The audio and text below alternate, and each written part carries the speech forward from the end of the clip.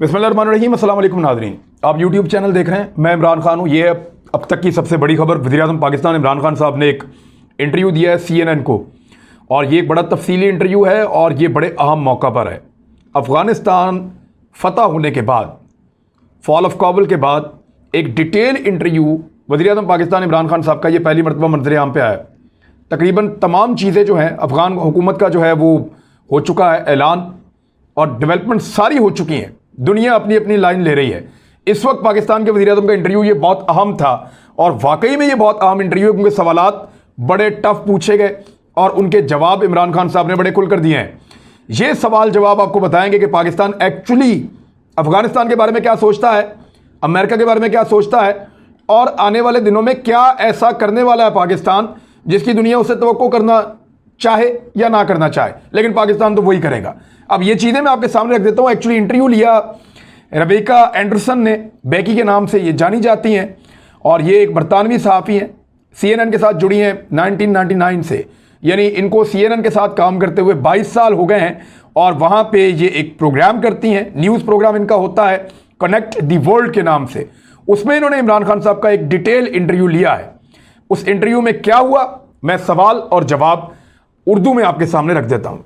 पहला सवाल, अफगानिस्तान की हालिया सूरत हाल पर आप क्या कहेंगे? बड़ा बुनियादी सवाल था बेकी का, और उस पर जो जवाब है वो ये कि मैं समझता हूँ कि अफगानिस्तान एक तारीखी दोराहे पर है। हमारी दुआ है कि ये 40 साल बाद अमन की राह पर चला जाए, और अगर तालिबान तमाम धड़ों को साथ लेकर हुकूमत बनाए तो ये मुमकिन हो सकता है। अगर ये अमल नाकामी से दो चार होता है, जिसके बारे में हमें बहुत ज़्यादा खदशात भी लाहक हैं, तो इससे अफरा तफरी मचेगी, सबसे बड़ा इंसानी बहरान पैदा होगा, मुहाजिरीन का मसला पैदा होगा, अफ़गानिस्तान गैर मुस्तहकम हो जाएगा। अफ़गानिस्तान की सूरत हाल परेशान कुन है। अमेरिका ने दहशतगर्दी से लड़ने के लिए अफ़गानिस्तान पर हमला किया था, लेकिन गैर मुस्तहकम अफ़गानिस्तान के नतीजे में वहाँ से फिर दहशतगर्दी का ख़तरा जन्म ले सकता है। अगला सवाल, तालिबान की ये हुकूमत एक जामे हुकूमत नहीं है। सब ममालिक को यही खदशात हैं कि इस हुकूमत के साथ वो औरतों, बच्चों और अफ़गान अवाम को बुनियादी हुकूक किस तरह मुहैया करेंगे। इस बारे में आप कितने परेशान हैं? इमरान खान साहब ने इसका जवाब दिया, इस वक्त कोई भी पेशगोई नहीं कर सकता कि अफ़गानिस्तान कहाँ जाएगा। तालिबान ने कहा है कि वो एक जामे हुकूमत चाहते हैं। वो अपने ख्यालात के मुताबिक ख़वातीन को हुकूक भी देना चाहते हैं, वो इंसानी हुकूक की फराहमी भी चाहते हैं। उन्होंने आम माफ़ी का ऐलान किया है। तो ये सब चीज़ें इस बात का इंडिया देती हैं कि वो चाहते हैं कि आलमी बरादरी उन्हें तस्लीम करे। अफ़गानिस्तान को बाहर से बैठकर कंट्रोल नहीं किया जा सकता। उनकी एक तारीख है। अफ़गानिस्तान में किसी भी कठपुतली हुकूमत को अवाम ने सपोर्ट नहीं किया, लिहाजा यहाँ बैठकर ये सोचना कि हम उन्हें कंट्रोल कर सकते हैं, इसके बजाय हमें उनकी मदद करनी चाहिए, क्योंकि अफ़गानिस्तान की मौजूदा हुकूमत ये महसूस करती है कि आलमी मावनत और इमदाद के बगैर वो इस बहरान को नहीं रोक सकेंगे। खातून एंकर का अगला सवाल, अगर वो तालिबान चाहते हैं कि उन्हें कानूनी तौर पर माना जाए, तो उन्हें मगरिब को देखना होगा, मगरिब की तरह बनना होगा। मैंने आपको एक क्रिकेट स्टार के तौर पर देखा है। तालिबान ने औरतों की क्रिकेट टीम पर पाबंदी लगा दी है। उन्होंने ख़वातीन के तमाम खेलों पर पाबंदी लगा दी है। क्या हम ये तालिबान को देख रहे हैं? औरतें अपने हकूक़ के लिए एहतजाज कर रही हैं। क्या आप ऐसे तालिबान को सपोर्ट करेंगे? वज़ीर-ए-आज़म का जवाब, मैं समझता हूं कि यह सोचना गलती है कि बाहर से बैठकर कोई अफ़गान ख़वातीन को हुकूक दे सकता है। अफ़गान ख़वातीन मजबूत हैं, उन्हें वक्त दें, उन्हें हुकूक मिल जाएंगे। अफ़गान ख़वातीन अपने हुकूक खुद ही ले लेंगी। सवाल, क्या ख़वातीन को ज़िंदगी में यकसा किरदार तक रसाई हासिल होनी चाहिए? इमरान खान साहब का सबसे मुख्तसर जवाब यहाँ था। उन्होंने कहा जी बिल्कुल होनी चाहिए। अगला सवाल ये आया, तो फिर इसका मतलब ये हुआ कि आप तालिबान की हुकूमत को तस्लीम नहीं करेंगे, क्योंकि वो ख़वातीन को ये तमाम जिम्मेदारी और हुकूक नहीं दे रहे। इस पर इमरान खान साहब ने जवाब दिया कि मैं ये कह रहा हूँ कि आप बैरून मुल्क बैठकर ख़वातीन के हुकूक दूसरे ममालिक पर मुसल्लत नहीं कर सकते। वो कहती हैं जी क्रिकेट नहीं खेलने दे रहे। मुझे बताएं, सऊदी अरब की क्रिकेट टीम कहाँ है? अमेरिका का सबसे करीबी दोस्त अमेरिका से सबसे ज़्यादा हथियार खरीदने वाला मुल्क, कतर, सऊदी अरब, दीगर मुल्क, इन सारे मुल्कों में क्या ख़वातीन को वो सारी चीज़ें मुयस्सर हैं जो यूरोपीय ममालिक या मगरबी ममालिक दे रहे हैं? हर जगह का अपना अलग कल्चर है। यहाँ पे अगर लाखों ख़वातीन चाहती हैं कि वो पर्दे में रहें, करोड़ों ख़वातीन चाहती हैं कि वो पर्दे में रहें, और कुछ चाहती हैं कि ना रहें, तो सबकी अपनी चॉइस। लेकिन यहाँ का कल्चर अलग है, वहाँ का कल्चर अलग है। फ्रांस में ज़बरदस्ती कहते हैं कि आपने हिजाब नहीं करना, उस पर तो कोई नहीं बोलता। तो ये पिक एंड चूज़, यानी सऊदी अरब की क्रिकेट टीम ना हो इस पर कोई एतराज़ नहीं है, अफगानिस्तान की ना हो तो इस पर एतराज़ है। तो मैं वही कह रहा हूँ कि पिक एंड चूज़ है। प्राइम मिनिस्टर ने ये बात नहीं की, और शुक्र है नहीं की, वरना उन पर ये इल्ज़ाम लगता कि सऊदी अरब से ताल्लुकात ख़राब कर दिए उन्होंने। बहरहाल उन्होंने ये ज़रूर कहा कि मैं आपको कह रहा हूँ कि बैरून मुल्क बैठकर ख़वातीन के हकूक़ दूसरे ममालिक पर मुसल्लत नहीं कर सकते, आप नहीं ऐसा कर सकेंगे। सवाल, आपकी सदर जो बाइडन से बात तक नहीं हुई? जवाब, मैंने उनसे 2008 में बात की थी जब वो सेनेटर जो बाइडन थे। सवाल, जब से जो बाइडन अमेरिका के सदर बने हैं तब से उन्होंने आपको फ़ोन नहीं किया, क्या ये दुरुस्त है? जवाब, जी वो एक मसरूफ़ आदमी है। मेरे ख्याल में ठीक जवाब है, इतना ही जवाब बनता था। फिर सवाल आ गया कि बाइडन का कॉल ना करना क्या पाकिस्तान को तालिबान की हमायत करने पर सज़ा देने वाली बात है? यानी बाइडन अगर आपको कॉल नहीं कर रहा तो इसका मतलब है कि आपने तालिबान की हमायत की है, उस पर आपको जो बाइडन सज़ा दे रहा है। तो इसके जवाब में इमरान खान साहब ने कहा ये उनसे पूछना चाहिए कि वो कॉल क्यों नहीं कर रहे। लेकिन यहां मैं एक बात कहना चाहता हूं जो तमाम अमेरिकी सियासतदानों को सुननी चाहिए। 9/11 के बाद अमेरिका का इत्तेहादी बनने की वजह से पाकिस्तान ने बहुत कुछ भुगता है। एक वक्त था कि 50 शिद्दत पसंद ग्रुप पाकिस्तान पर हमला कर रहे थे। 80 की दहाई में पाकिस्तान ने सोवियत यूनियन के खिलाफ अमेरिका का साथ दिया था। हमने मुजाहिदीन को तरबियत दी ताकि वो अफगानिस्तान में जहाद कर सकें। उनमें मुजाहिदीन में अलकायदा और तालिबान शामिल थे, और उस वक्त ये एक मुकद्दस काम तस्वुर किया जाता था। 9/11 के बाद अमेरिका को अफगानिस्तान में हमारी ज़रूरत थी। जॉर्ज बुश ने पाकिस्तान से मदद तलब की और उस वक्त कहा था कि हम पाकिस्तान को दोबारा तनहा नहीं छोड़ेंगे। पाकिस्तान अमेरिका की जंग का हिस्सा बन गया। अगर मैं उस वक्त वज़ीर आज़म होता तो मैं कभी ऐसा ना करता। पहले वो मुजाहिदीन थे, लेकिन बाद में हम उन्हें कह रहे हैं क्योंकि अमेरिका ने अफगानिस्तान पे हमला कर दिया तो अब वो दहशतगर्द हैं, वो हमारे मुखालिफ हो गए, और पाकिस्तान के तमाम कबाइल और पश्तून आबादी भी तालिबान के हक में हो गए। और इसकी वजह मज़हब नहीं है, इस्लाम की वजह से नहीं हुए, बल्कि वजह यह थी कि वो भी पश्तून थे। अमेरिका का साथ देने के नतीजे में जहादी हमारे खिलाफ हो गए, पश्तून हमारे खिलाफ खड़े हो गए।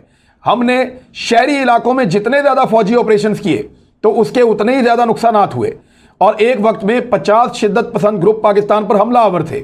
इमरान खान ने कहा कि इन ग्रुप्स के हमलों के साथ साथ पाकिस्तान में 480 अमेरिकी ड्रोन हमले हुए, और यह पहला मौका था कि किसी जंग में किसी मुल्क पर उसके अपने इत्तेहादी ने हमला कर दिया हो।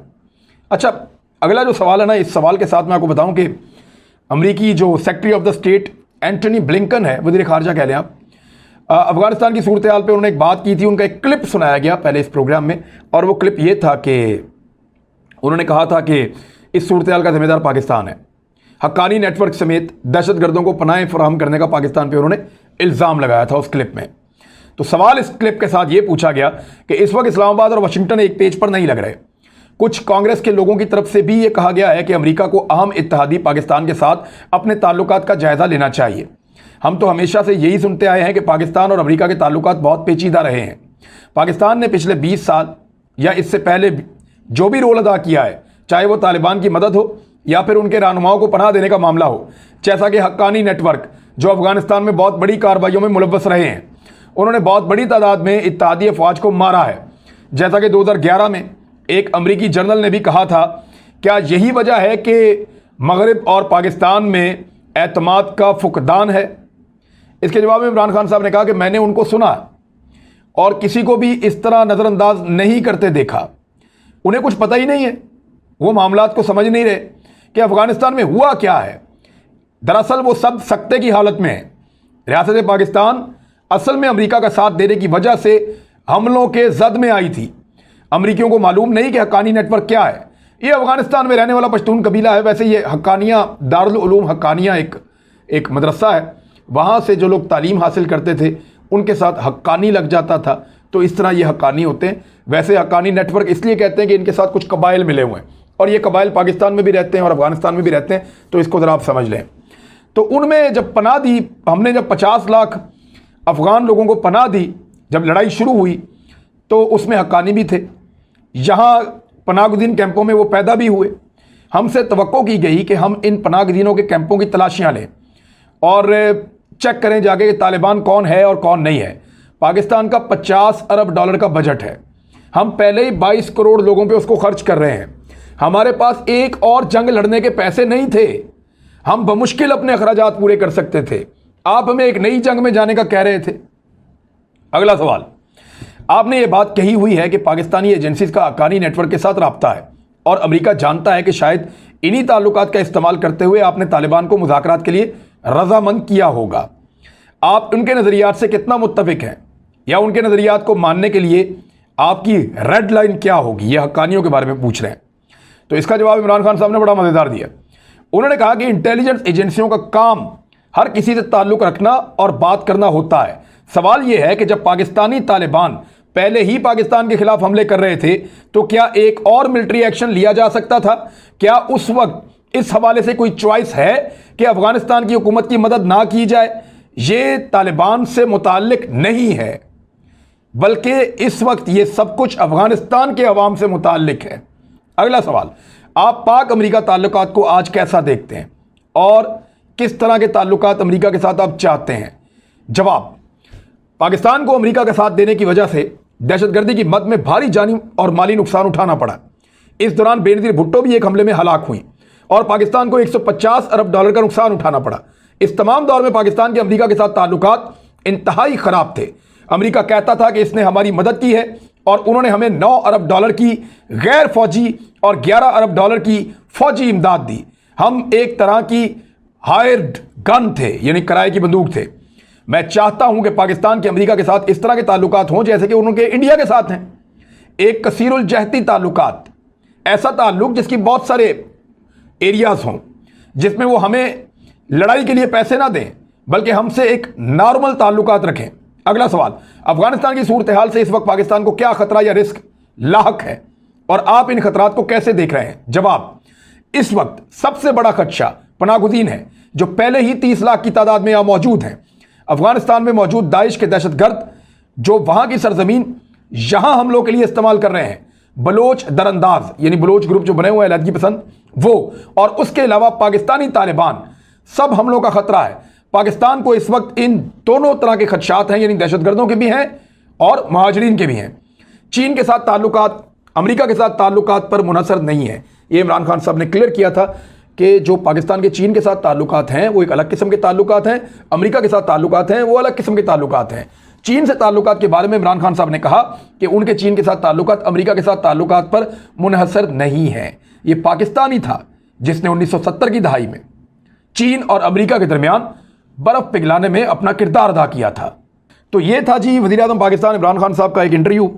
इस इंटरव्यू में कुछ चीज़ें बड़ी क्लियर हो गई हैं कि पाकिस्तान दुनिया के साथ लड़ाई भी नहीं चाहता।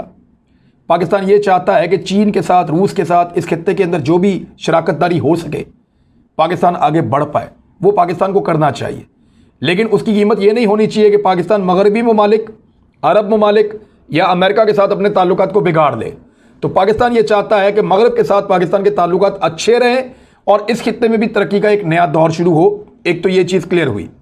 दूसरा मामला ये क्लियर हुआ कि पाकिस्तान ये सोचता है कि इंसानी हकूक़ से ज़्यादा बड़ा मसला अफ़गानिस्तान में इस वक्त, यानी ख़वातीन कपड़े किस तरह के पहने, ख़वातीन खेल कौन सा खेलें, इससे ज़्यादा ज़रूरी ये है कि ख़वातीन को खाना मिले, बच्चों को खुराक मिले, उनको बुनियादी सहूलियात मिले।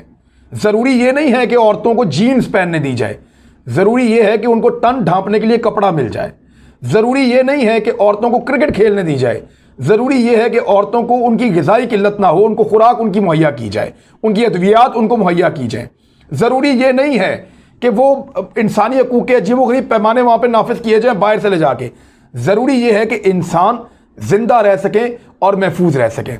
और वैसे भी अभी जब से तालिबान की हुकूमत आई है, अफ़गानिस्तान के अंदर कत्ल गारतगिरी के वाक़यात रिपोर्ट नहीं हो रहे और जराइम के अंदर जो कमी आई है वो 90% से ज़्यादा बताई जा रही है। तो ये इंटरव्यू बताता है कि पाकिस्तान की सिमत क्या है और पाकिस्तान अफगानिस्तान को लेकर, दुनिया को लेकर इस वक्त क्या सोचता है। बड़ा क्लियर इंटरव्यू था। अब तक के लिए इतने ही। अपना ख्याल रखिएगा, अपने इस चैनल का भी। अल्लाह हाफिज़।